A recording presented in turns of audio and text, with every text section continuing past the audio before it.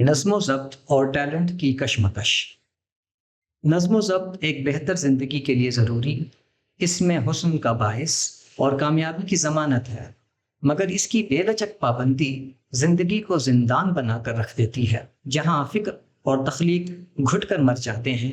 اصول و قوانین انسانوں کی خدمت اور سہولت کے لیے وضع کیے جاتے ہیں، نہ کہ ان کا غلام بنانے کے لیے۔ چنانچہ جہاں کہیں یہ ان کے کسی نقصان کا باعث بنے، انہیں تبدیل یا معطل کر دینا چاہیے یا ان میں گنجائش پیدا کرنی چاہیے۔ اللہ تعالیٰ کا وتیرہ یہی ہے، وہ چاہتا تو انسانوں پر لازم قرار دیتا کہ جو حکم اس نے دے دیے انہیں ہر حال میں بجا لایا جائے، مگر خدا صرف قادر ہی نہیں، حکیم بھی ہے۔ انسانوں کے مختلف حالات کی رعایت سے وہ اپنا حکم تبدیل کر دیتا ہے۔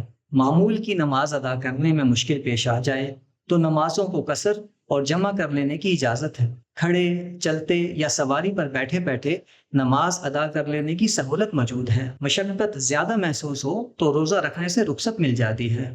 مجبوری میں حرام کھا لینے اور کلمہ کفر کہہ کر جان بچا لینے کی اجازت دی گئی ہے۔ یہ سب ظاہر کرتا ہے کہ انسان کو قوانین پر قربان نہیں کیا جائے گا، قوانین اس کے لیے بدل دیے جائیں گے۔ زیادہ باصلاحیت اور ٹیلنٹڈ لوگ عموماً آزاد منش ہوتے ہیں۔ نظم و ضبط کی بے لچک پابندیاں ان کی غیر معمولی صلاحیتوں کو نقصان پہنچاتی ہیں۔ ایسے افراد میں ایک طرح کی خود پسندی، انانیت اور حساسیت بھی پائی جاتی ہے، جس کا پاس و لحاظ نہ رکھا جائے تو ٹیلنٹ ضائع ہو جاتے ہیں۔ جن محکمہ جات میں نظم و ضبط پر کوئی سمجھوتہ نہیں کیا جاتا، وہ تمام تر سہولیات دستیاب ہونے کے باوجود کوئی اچھا کھلاڑی، ادیب یا ماہر فن پیدا نہیں کر پاتے۔ نظم و ضبط پر کوئی سمجھوتہ نہ کر سکنا کم ذہنی کی علامت ہے۔ ایسا شخص مخصوص ڈگر سے ہٹ کر سوچنے اور کچھ کرنے کی صلاحیت رکھتا ہے، نہ حوصلہ۔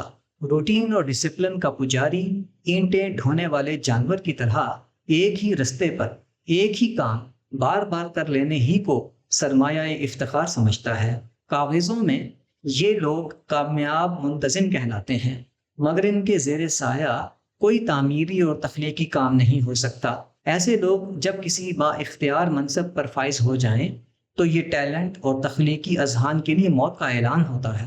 نہ جانے کتنے ہی بہترین کھلاڑی، علماء، محققین اور ماہرین فن نظم و ضبط کی بے لچک پابندیوں کے ہاتھوں ضائع ہو جاتے ہیں، حالانکہ وہ اس لائق ہوتے ہیں کہ اصول و قوانین ان کے لیے نرم کر دیے جائیں۔